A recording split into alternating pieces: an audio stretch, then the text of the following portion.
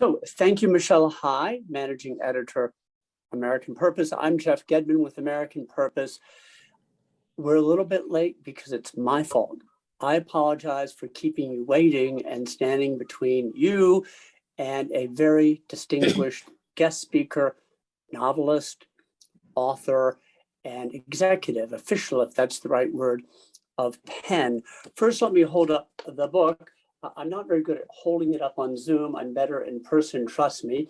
But there you are. If you don't have it, please buy it and read it. It's a wonderful read. It's called PEN Journey's Memoir of Literature on the Line. And Joanne and I agreed that I would just to warm up the audience a little bit. I don't think you need warming up, but I'm going to take the liberty of asking 2 or 3 starter questions because I've actually read the book. And it's marvelous. And then we're going to very quickly open it up to the gallery, and what a lovely and distinguished group. Joanne, congratulations. We're delighted that you spend the time with us. It's a great book. And before I dig into the book, if I may say, would you talk to us a little bit about PEN? PEN had an anniversary last year, if I have that right, 100 years. And it's one of those organizations that is so both known, prestigious, influential, but sometimes not as known as it should be to all circles. Could you start, if you don't mind, welcome Joanne, telling us a little bit about PEN, then we'll move to your longtime association with PEN and the book. But welcome, Joanne, and you have the floor. Thank you. Yeah, well, PEN, for those who don't know, originally started out as poets, essayists, and novelists. It now includes editors, journalists, and everything. It's a large organization. It has 157 centers in over 100 countries. But it began with just a few writers in England right after World War I, despairing over what World War I had brought and the fact that maybe it didn't even need to happen. And realizing that often it is the ideas and the writers and those who articulate those ideas that can have a voice for good or a voice for ill.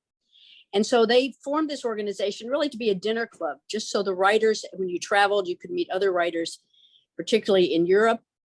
And it formed in 1921 with a woman named Catherine Amy Dawson Scott, and John Galsworthy, who was the eminent British novelist, was the first president. Well, within 4 years, there were 25 centers. In 1922, American PEN became a center of PEN. So American PEN this year is celebrating its centenary.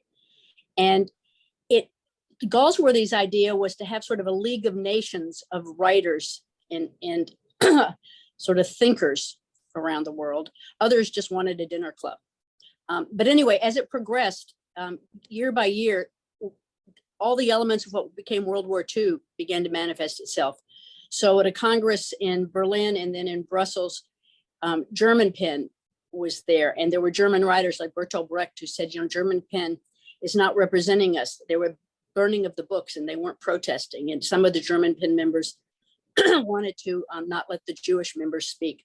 So they were cast out, and pretty quickly PEN began to have a voice beyond just literature. And it was disturbing Galsworthy, and I think it's important to think about this today, because he didn't want to have a partisan political organization. He didn't think that would benefit the world. It wasn't the idea. So the question was, how do you have an organization that has a voice that's important, but is not drawn along partisan or political lines? And he went back after this argument, the argument when they had all come together, and he sat down and drafted some principles. And those principles, the first 3 were endorsed. And after World War II, the 4th one was, and that became the Charter of PEN. And for 100 years, I guess 80 years now, that has guided writers from over 100 countries. And they're not political. One is that literature should not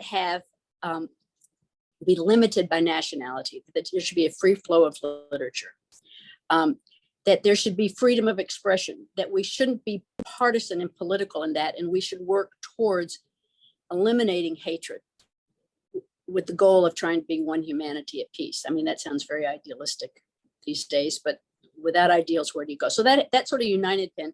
And PEN has just grown all over the world, and it really stands on 3 ideas. One is just the community. which is how it began, just writers wanting to meet writers, having a community.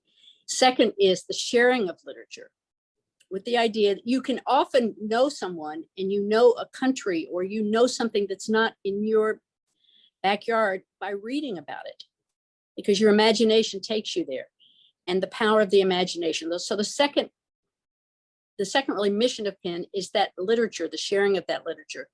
And then very quickly, the writers realized they had to be there to defend each other, because in fact, governments were putting writers in prison. Lorca was executed before PEN could step in, but during the 30s, PEN did step in for Arthur Koestler before he was executed, and began to form a group that would work on behalf of writers who found themselves in prison by governments who did not like what they said. Because of course, the writers are the ones who articulate ideas, imagination, and also criticize. And so if you protect the writer, you're on your way to protecting freedom of expression in a society. And if the writers start getting put in prison, you know the society is turning in a direction that's not going to lead to democracy. So that in a very quick nutshell is PEN. And I've had the pleasure of being involved for about over 30 years. So that's a perfect overview and introduction. Thank you. Joanne, tell us a little bit about the origins of the book. In the book, physical copy I have, the top blurb comes from our friend, Persian-American writer Azar Nafisi, who's with us today. And I think your friendship and your conversations had at least something to do with the origins of the book. And then also, forgive me or allow me if I say that Azar had a wonderful op-ed in the Washington Post last week. If you put writers in prison, it's a sign of danger in a society. If you ban books, says Azar Nafisi, very much the same. And Azar has a new book coming out that we'll host soon with you, Azar, on March 18th. But sorry, back to Joanne, the origins of the book. How did you come to this idea? Well, actually, PEN was facing its centenary. It's an organization of 30 to 40,000 writers around the world. And nobody wanted to write the history or knew how to write the history, because there's so many histories all over. So the president of PEN at the time is a wonderful novelist named Jennifer Clement. And she said, Joanne, could you just write some of the history you've lived through? Well, at the time, I had been persuaded years and years before just to join the 21st century. And once a month, I would write a blog just about whatever seemed important to me that month. And I thought, okay, I can write a blog, and I'll just take little slices of the history I've lived. And I said, oh, I'll do 2 a month. And then the pandemic happened, and I said, okay, I'll do 1 every week. So I began just writing up the history in fairly chronological order of what I knew, experienced, looking at both the history of the time, because one of the interesting things about PEN is how important so many writers have been in how the times changed. Probably the most prominent of which is Václav Havel, who PEN worked very hard to get out of prison. And a few months after he was out of prison, he became president of Czechoslovakia. And there's a whole lot of history before that, and PEN wasn't the only element, but he definitely recognized PEN. There's one other interesting incident where we have a Congress every year, and the Hungarian delegate at the last minute couldn't show up because he'd just been elected president of Hungary. So the writers have had voices in history. So when I began writing it, I started to look at the times for every chapter. Then I would look at what was happening in PEN. And then I was looking at what's happening in our life, because during this time we moved to Europe. We went to Berlin, helped knock down the wall after it had fallen down. And so that's a small thread, but the big thread is what was happening globally, what was happening in PEN. PEN itself was having to change its governance system during this, as everybody's democratizing. And so I write it. Now, Azar, we were just before this opened, Azar and I were reminiscing, because we've known each other for about 20 years and met each other regularly during the pandemic and just talked about these ideas. So Azar's book, I will also endorse, Read Dangerously. And I'm writing about writers who write dangerously. So it's a nice frame for the two of us. But Azar said, this should be a book. And other people said, this really should be a book, because I have to wait to get the next chapter and I want to know what happens next. So I gave it to a good friend of mine who's I've known for a very long time, who's a journalist. And I said, could you just read this from start to finish and tell me if you really think it is a book. And she said, absolutely. You need an opening chapter. You don't have an opening in this, but definitely. And Jennifer, the president of Penn, knew a wonderful publisher in Britain.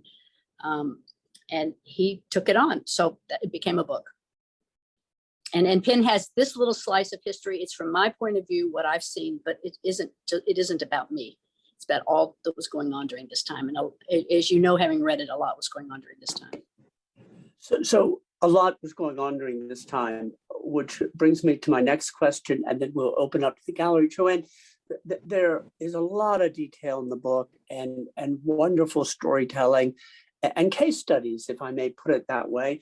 And one that you dig into in the book is a case which, in my mind, made or defined the modern Penn, and that was the case of Salman Rushdie in 1989, I believe it was.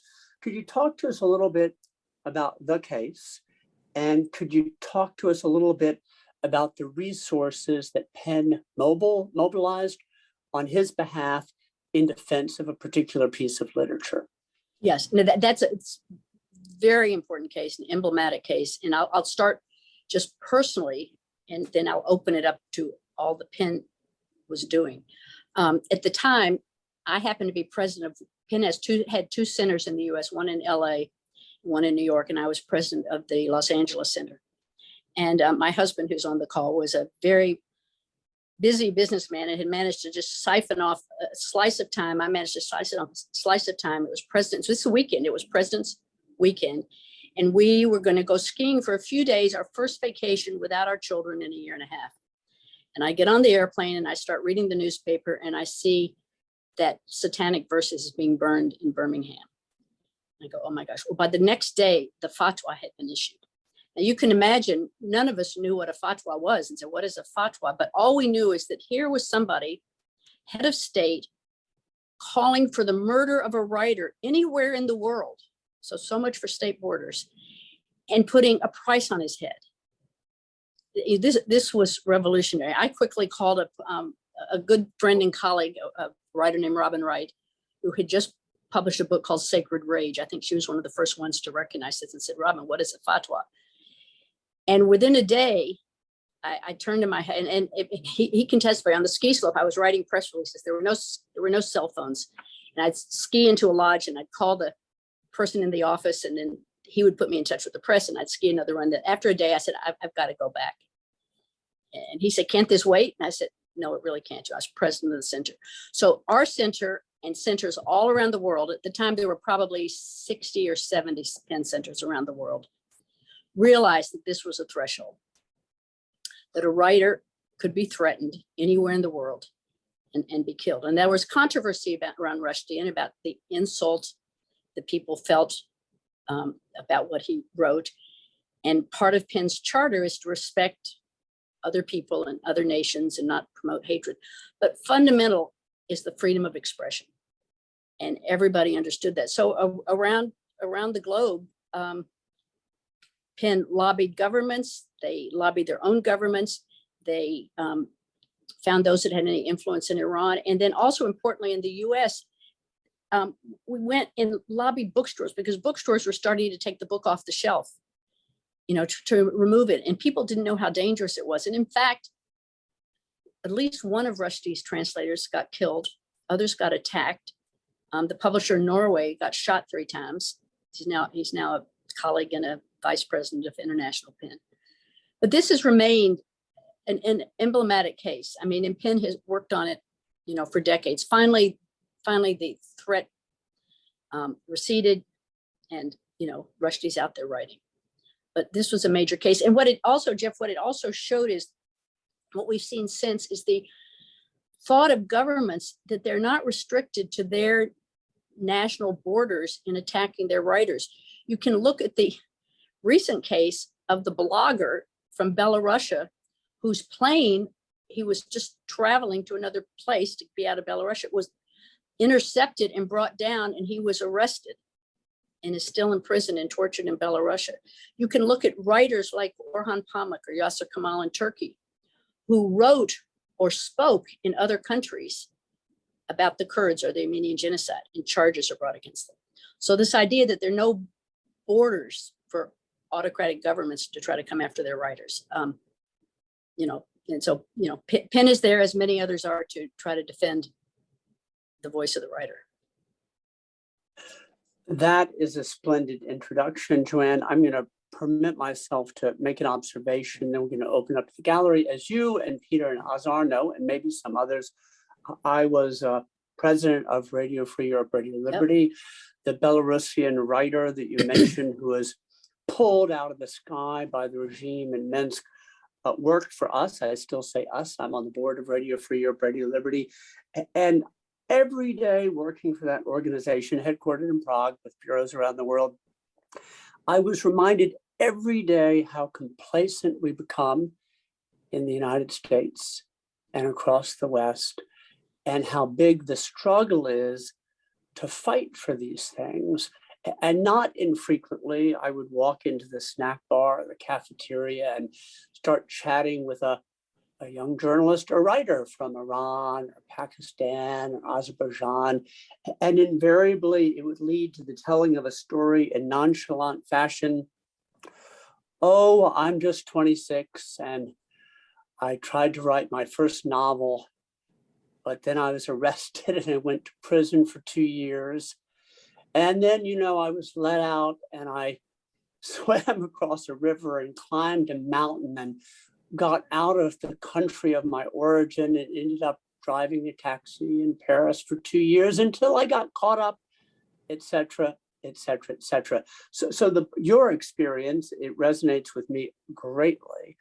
And the book is fabulous in its detail, in its analysis, and its storytelling. So thank you for letting me interject that.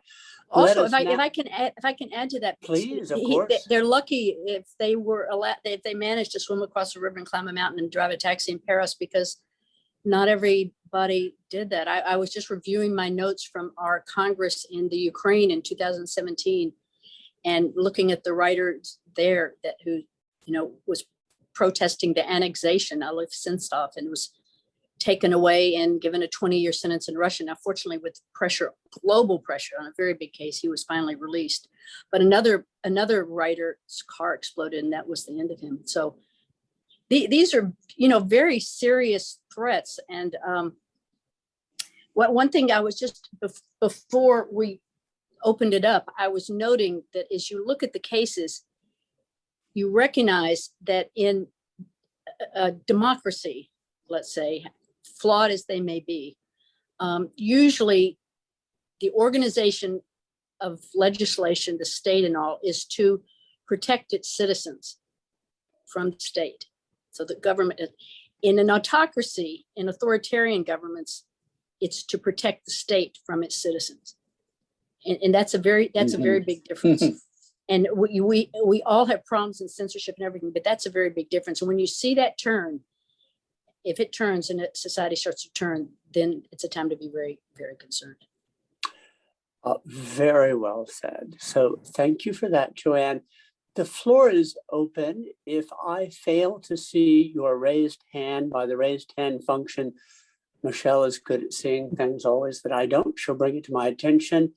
And who would like to pose a first question or offer a comment?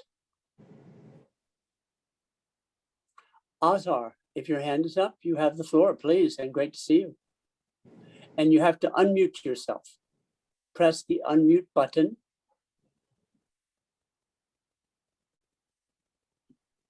Okay. Perfect. Thank you. Thank you, Joanne, for this marvelous book. I have been following it since it was just a toddler, and now it's grown up and going into the world, and I'm very happy about that. I also wanted to mention that Joanne is a sort of a fairy godmother to my book, my most recent book. She's the only one apart from my husband who read the whole book, and her comments were, as always, really great. So thank you for that as well. I have a lot of questions, but I will pose one. Somewhere in the book, you talk about a mentor of yours who told you, who advised you or told you, beware of principles. I wanted to ask you to explain that a little bit. How do we become beware, and why should we become beware of our principles? Okay. That was a lovely man named Thomas von Wegesack, who was a publisher in Sweden, and he chaired the International Pen Writers in Prison Committee for 6 years, and I was succeeded him afterwards. And he was just I can hear him in my head as we try to get writers out of Yale. That was the way he would say it. So we were getting writers out of Yale all the time. And what he was trying to say is the important part of Pen, fundamental, is it's about people. It's right. We try to lobby on the large sense, but we really are writer helping writer, case by case. And we stay with a writer who's in trouble or in jail until they're out. We stay through the whole time. And don't lose sight of the fact that you're working for writers themselves. So don't get lost in these principles that will sometimes impede your thinking and seeing the specificity of what's needed or what action is. And it's very hard, as we all know, to come up with, quote, principles that we all agree with. So sometimes we can be divided by our own good intentions. Whereas if we just look at what needs to be done, we can agree and go forward. So it took me a while, but as I did the job chairing the Writers in Prison Committee, more and more, I understood what Thomas was saying. Let's look at this and see practically what we need to do here. And to be aware of principles is not to be unprincipled. It's just to realize you're dealing in the specific, not in the clouds. So thank you, Azra. Thank you, Joanne. I'm looking for hands, and I'm also going to take the liberty of calling on people. I saw And Didi so- wave her hand. Didi, Oh, were I'm you sorry. waving your hand? Who? Yes, Oh, yes, Didi, please. come. You have the floor. Sorry about that. You have to unmute.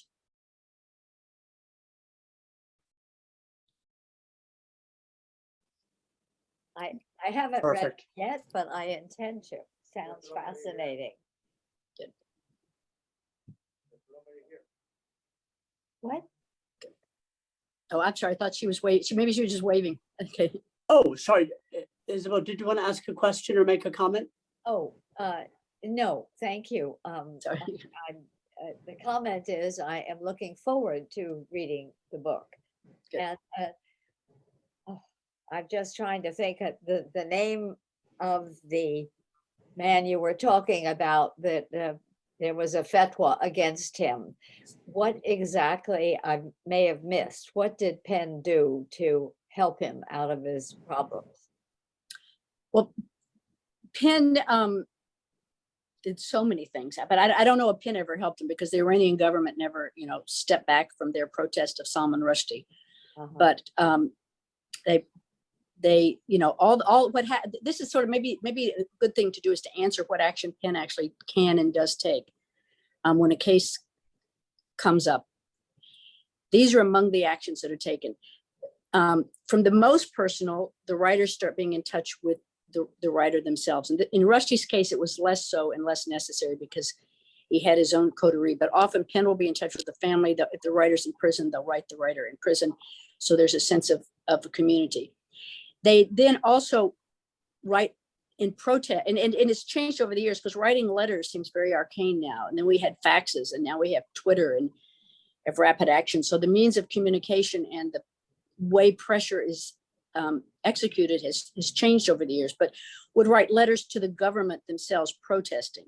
And then they would go to their own government to protest. So for instance, you would go to the American government and say, this is an important case. And when you go to China, you need to take this information in this case and let them know about it. And there have been examples, especially in China, where in fact, a mission went and one name was given and that writer was actually let out. So you work that way. They also work when individuals go to countries to give them names. So you work at the personal level, and then you work at the UN. PEN is one of the, not one, PEN is the only literary organization that has consultative status at the United Nations.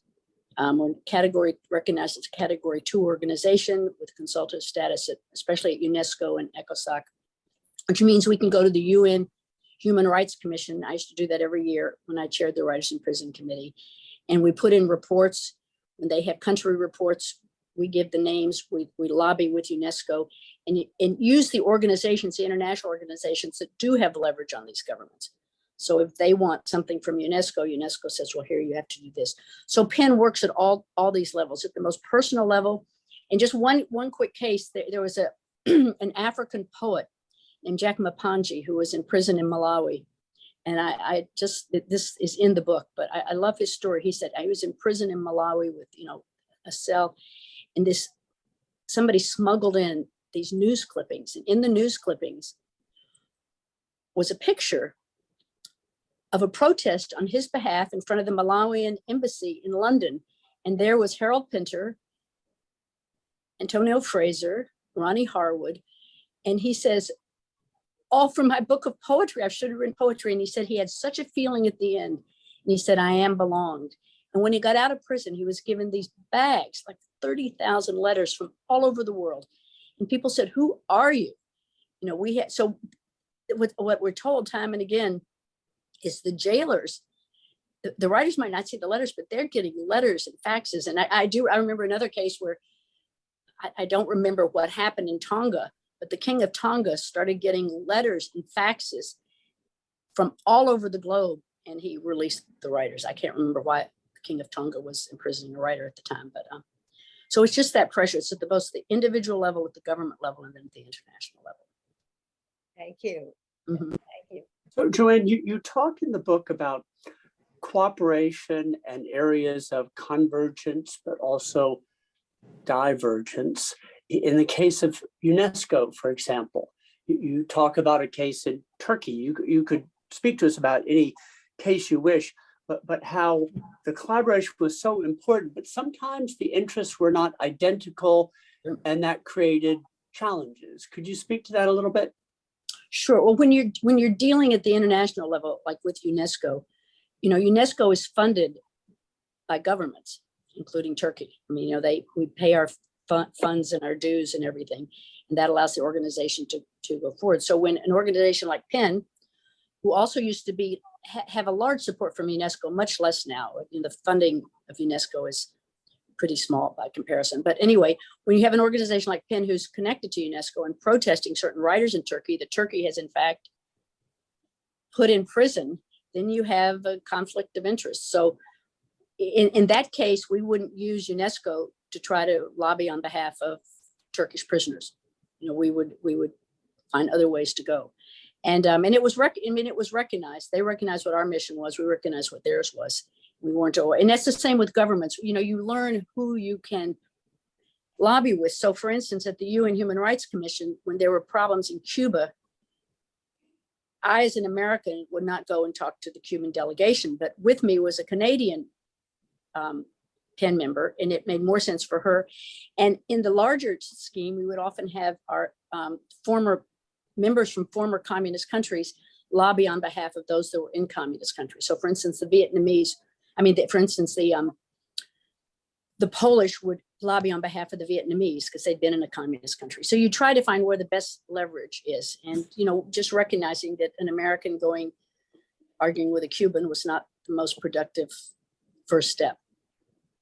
But that's just, that's PEN at a little micro geopolitical. Thank you. Well, I think that's helpful. A commercial pause, as they say in the business, and I know because Joanne and Azar are friends, Joanne won't mind. But here's the other book that's come up today, Azar's new book, Read Dangerously. More about that in due course.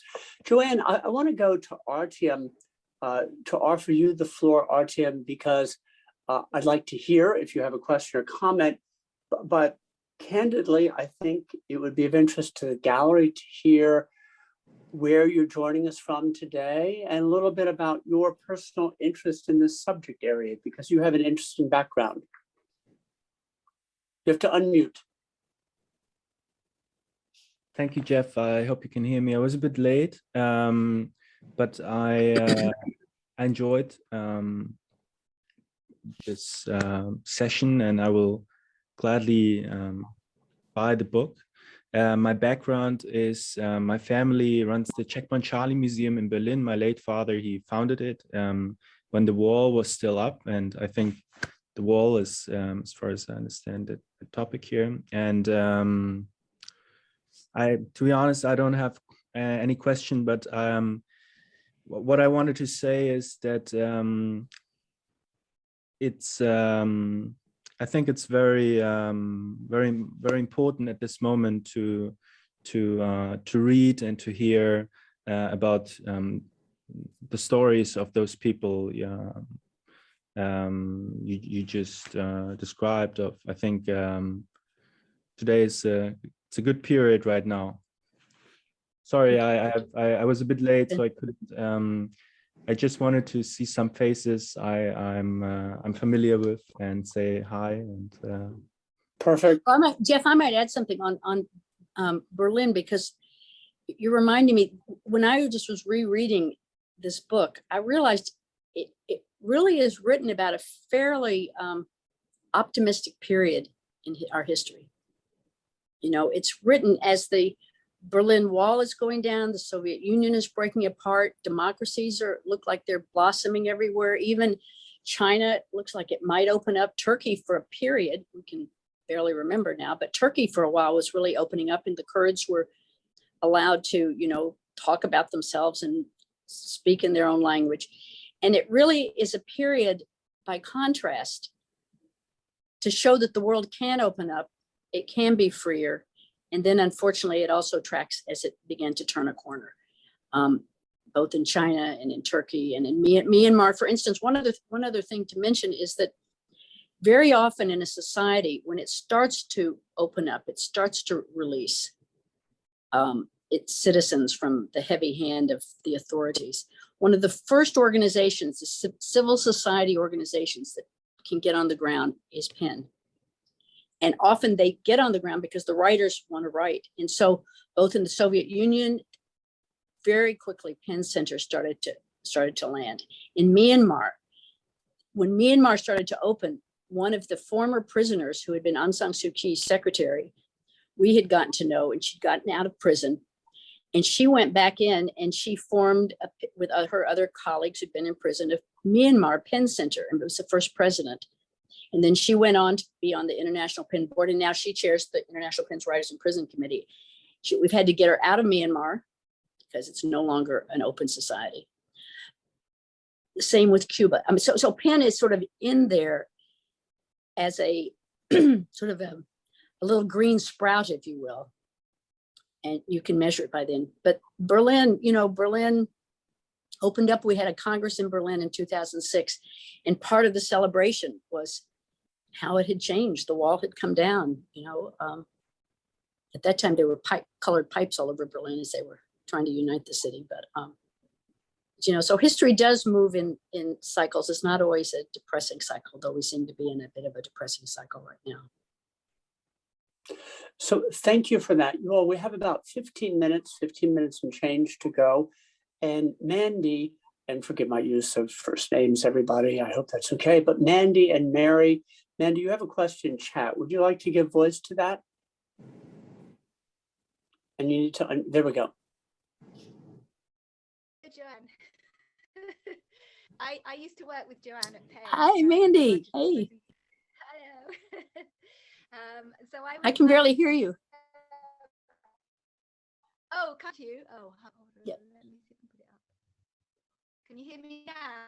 Yeah. Yes, a little bit. Nice to see you, though. Yeah. So my question. Yes, I remember all the different campaigns and things that we worked on, and I wondered what you thought was the most effective one that had mobilized PEN centers during your time as the chair of the Writers in Prison Committee. Oh, well, Mandy, I can't Oh, no. I can't talk to you without talking about one of our biggest global campaigns, which we will not say was effective, but Mandy was at the core of it, which was the campaign for the writer Ken Saro-Wiwa. Jeff, you probably know who he was. He was a Nigerian writer who challenged the government, Obacha's government, and was eventually hanged. But globally, Rushdie was a global case. Well, the case of Ken Saro-Wiwa was at least as big, if not more, because Nigeria was actually banned from the Commonwealth for 3 years after he was hanged. And, you know, Mandy was the researcher on Africa for Penn when I was there. We worked, you know, hand in glove together on not just Africa, but certainly Africa. And that was a heart-rending case for all of us. And I know particularly for you, because you really got to know Ken and his son and his family. So that was one that wasn't successful in that it resulted in the release of the writer, but it probably was successful in that it just mobilized the voice of free expression around the world. And Obacha did not live very long after that. And in fact, he died at the same age that he had executed Ken Saro-Wiwa. But anyway, for successful cases, well, I don't know if one of the other big cases during that time was a woman writer named Taslima Nazarene. And this was a writer, a Bangladeshi Indian controversy, because she was Hindu, but she wrote, I'll get this right. She wrote she was Muslim, but she wrote sympathetically about a Hindu situation. And the Muslim community wanted to kill her. And in fact, at one point, all the snake charmers in Dhaka said, if you don't hang her, we're going to release the cobras into the city. This was a very challenging case. It was one of the first cases when I took on the Writers in Prison Committee. And in this, it's a long case. I won't go through the whole story, but in that instance, we managed through Swedish Pen to get her out of Bangladesh. And we had a little moment of intrigue in London where we, met her brother. There's this rendition as this talked about in the book, where we were meeting this man who said he was her brother, but we weren't sure it was the brother, and we had MI5 watching to see because there were fatwas all around it. Anyway, it was her brother. And she managed to get out of Dhaka, went into Sweden in exile, and Swedish Pen looked after, and Penn did. And but it's not necessarily happy, because a life in exile is not necessarily happy for a writer. It's very isolating.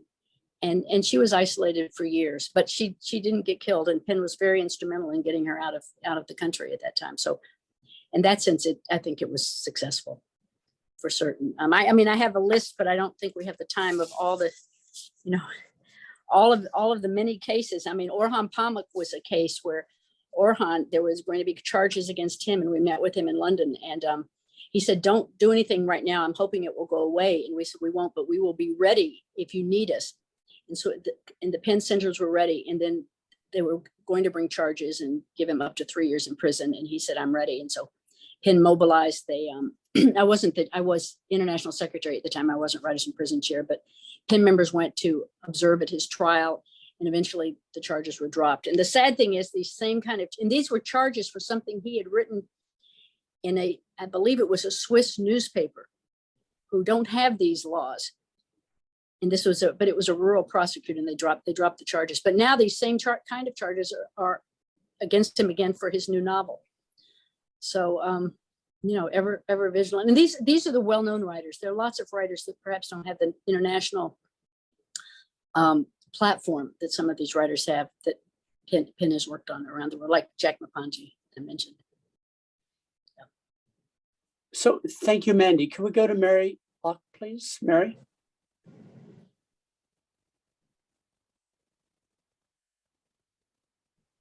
I am now unmuted, I think. Yes. You are. Oh, good. Joanne, congratulations. Hey, Mary. This Nice is to see you. a major contribution. Thank you. Mary was also one who kept encouraging me to, see if it couldn't be a book. So reading the chapters as they came. So. Listen, I knew Thank it you. was a book. Okay. I knew, as someone said, it was the book when it was a toddler book. It's a toddler book. My question is this: an organization like Penn is full of people with very strong opinions. highly articulate, intelligent, well-meaning, but there must be a lot of dissension within the group from time to time. There must be people from autocratic countries who want to defend their governments. What are the main challenges with organizing a group of people who are alike in one way, but so different in every other way, to be as effective as PEN has been? I mean, I know it's leadership. That's true in governance, but there must be some sort of intellectual or spiritual glue that keeps people together. And I mean, it's obviously words. You know, words are incredibly powerful and meaningful, but words have different meanings to different people. So how did your leadership do it? What was the key to making an organization like this so effective for so many individuals? It's a very good question, Mary. And the answer is there isn't really a clear answer, but I can give you some thoughts on it. Ultimately, it comes down to the charter that I mentioned. Because to be a member of PEN and have a center of PEN, you have to endorse these ideas. Now, granted, these are principles and these are general ideas, but people are united in them. But there are certainly centers that, you know, I just checked in before this to see how our Ukrainian and Russian centers were doing at this moment.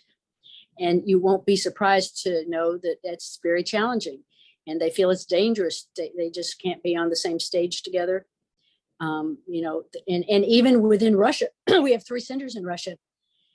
The members of the different centers do not all have the same view of the world. In fact, they form so often in a country, you'll have somebody forming a different center that doesn't have the same view. In China, some of the centers, I don't know how these became centers, a couple of centers in China, because they try to speak for the government. But we have an independent Chinese PEN Center, which has the democracy activists inside and outside of China, and they speak. So sometimes we just have many different centers, and we don't all speak with the same voice. But when you get into a room, you're writers and you're discussing ideas.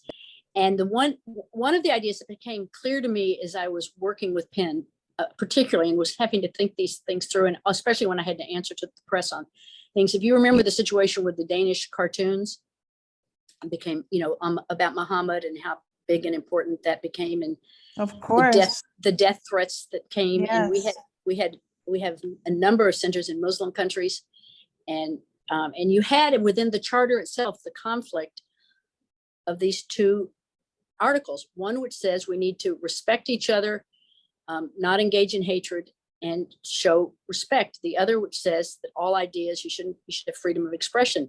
And that's a place where those 2 would seem to be in conflict, respecting each other and yet have freedom of expression. And what I came, and others of course have come to realize, is that what you understand in a democratic system is that ideas are often hitting and bouncing against each other, and you iterate to a place that you can live. You may not agree with your neighbor, but you don't kill your neighbor. You don't put him in prison. You just have different ideas. And so it is an iterative process. It's a debate. Sometimes I won't go through because I don't like to, you know, wave the dirty laundry, but I certainly know the centers that have trouble with each other. We have a committee called the Writers for Peace Committee. And that always was a little bit of a challenging committee because, you know, Writers in Prison Committee lobbied for somebody, they got them out of prison, they wrote letters, they did that, understood what they do. Translation and linguistic rights, worked on linguistic rights, understood how to do that work. Women Writers Committee worked on behalf of really getting the voice of women around the world out there. But how does the Peace Committee? PEN is not a peace organization. It is not an anti-war organization. It is an organization that believes in the freedom of expression, and you can have 2 people disagreeing.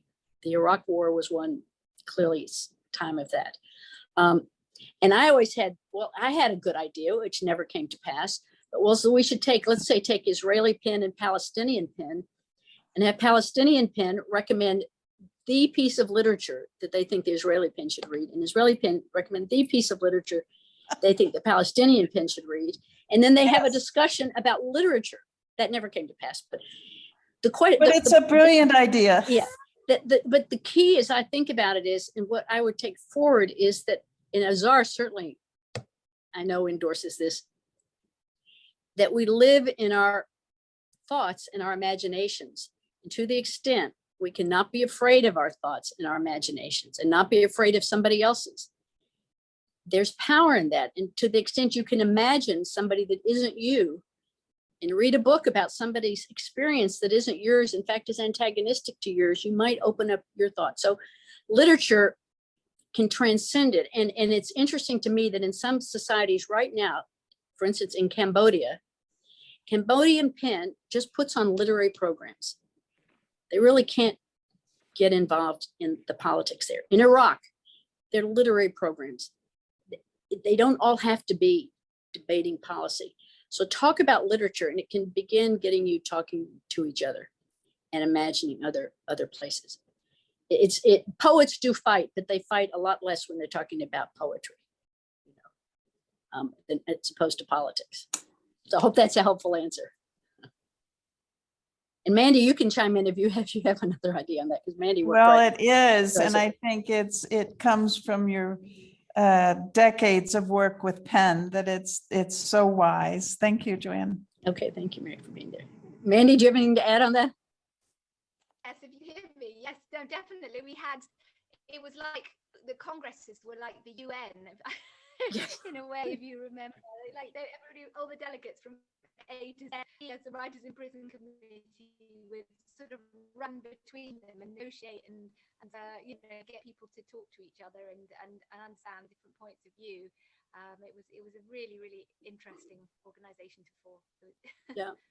Penn was like a little mini UN. And when Penn, I might say too, when Penn, there you'll see in the book, Penn at a certain point had to really transform its own organization, and that did not happen easily. You take over 100 countries, this big organization, and how do you change it, how it governs itself? And so you'll read, that's another sort of leitmotif or thread in the book. And we all meet together in congresses, and Mandy was one of the researchers there, especially at one of the key congresses where a lot of this was going on. And when I was chair of that committee, I said, we're not going to get involved in this internal, we all had our own friends and knew what was going on, but we tried to keep the turf of working for writers in prison as a neutral ground that everybody could come together and knew what we were doing there. So it's really picking your causes and knowing, where to articulate them and where to just be quiet. Joanne, I'm going to jump in again and ask a question that came to my mind as you were talking about the communion and sometimes conflict between respect and freedom of expression. And you've thought about these things deeply, and so I'll do my best to articulate my question.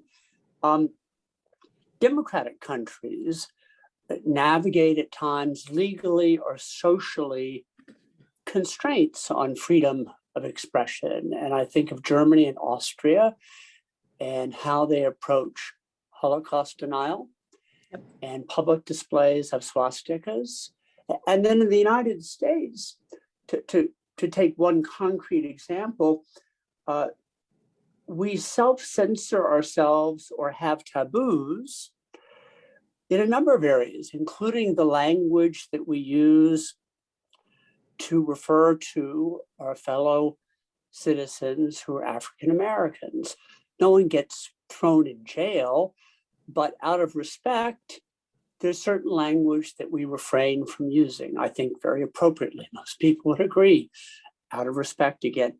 How do you think about navigating those challenges and those ambiguities in democratic countries? Because I think they're different than the authoritarian societies, but they're important and they're hard. Could you share some thinking on that, please? Well, I can certainly say in my work with Penn, and I know Mandy will remember this too, I recognize that we do have different views on what can and cannot be said. Some people are complete freedom of expression. Everything can be said at any time. Hate speech, all of it. Just put more language up there. In Europe, and certainly in certain parts of Africa who've experienced the effects of hate speech, they're much more willing to put restrictions on it. I can remember a debate exactly on a case of a Holocaust denier. And, the Americans, we have the First Amendment, so we tend to be more open about what we think can be said and should not be restricted. In Europe, definitely in Austria and places, that it actually is a criminal offense sometimes. So I think, first of all, I'm I'm very, very concerned when there's criminal consequences. There's very little to me that a writer should be put in prison for saying. Now, there are, of course, civil consequences and there are suits and things like that. But finally, and this is a very general principle, and beware of principles, but in some of our discussions, we would look at who is saying it and what authority and power do they have behind it. So if a poet who has no government position is saying something bad about somebody, or even calling for a, so-and-so should be strung up by their toes, but it's just a poet in a society, then usually, well, first of all, PEN doesn't work for anybody that advocates violence. So that would get that person, we wouldn't be working on that case probably. Because if you're advocating violence, PEN won't be working on your case. But let's just say the poet is saying something very offensive. It has no power behind him. If it's a government official that's calling for something and has the power of the state behind it, then it's a whole different situation. So these are just the ways that our corridors of thought worked. And we would take it case by case.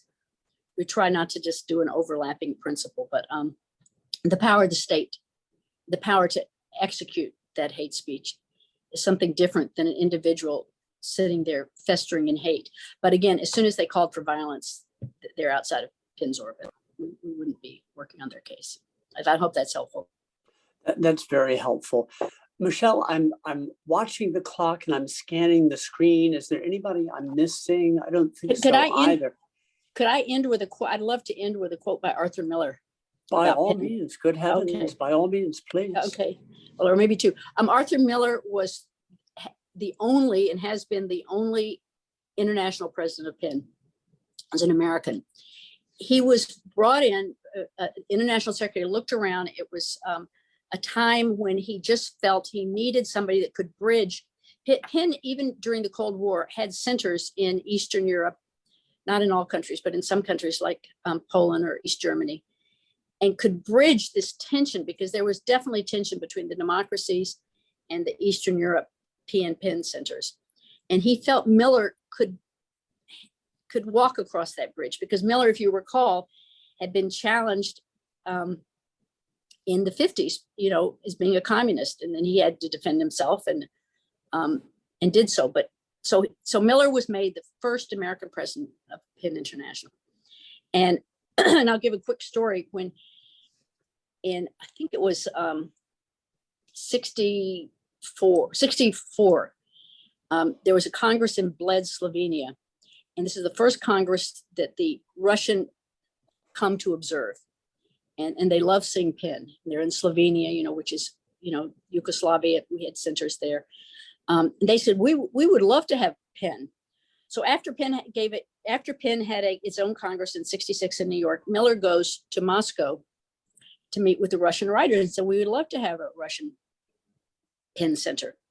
And the head of the Russian Writers Union said, we'd love it. We have one problem, but don't worry about it. You can handle it.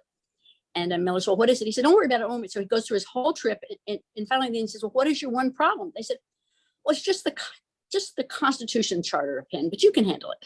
So it was, 20, 25 years until PEN had a Russian center, because Miller realized this is pretty fundamental. You can't just handle that. But anyway, so Miller says a lot of wonderful things, but this is one of my favorites. That PEN is still around after 3/4 of a century, but it has no army, no navy or air force, no political rewards or threats of punishment, is possibly a triumph of illusion over reality.